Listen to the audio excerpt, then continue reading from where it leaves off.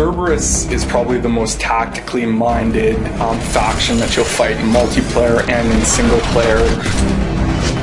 They'll use cover a lot more, try to smoke grenades, move up. They do have a lot of slow pressure, but they can't offer the rapid closing that the Reaper faction can.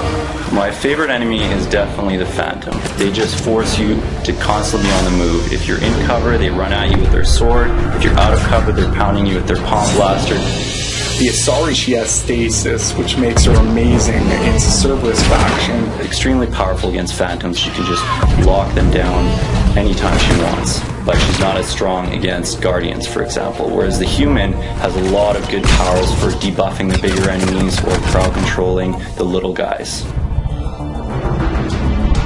When you're fighting Geth, you have the troopers that are trying to close with you, put punishment down, but you also have pyros and Geth hunters covertly moving in on your location. So the most dangerous enemy on the Geth faction is the Geth Prime. You can spawn turrets, you can spawn combat drones.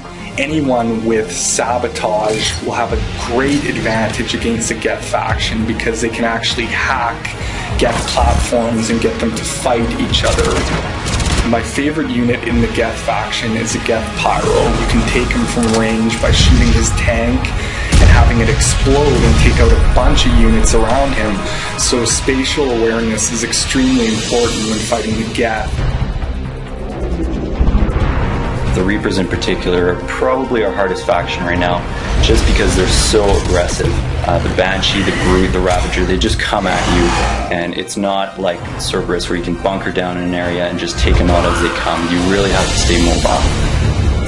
As a designer, I love to see enemies that are big, vicious, that get in your face and cause all kinds of problems. The most dangerous one is by far the Banshee.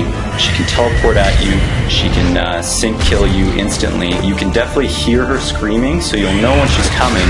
You just have to stay in constant communication. And no one should ever stay close to a Banshee. Even the Vanguards, you do not want to charge the Banshee. So you're going to have a lot of different challenges fighting the different factions in multiplayer and single player. So good luck.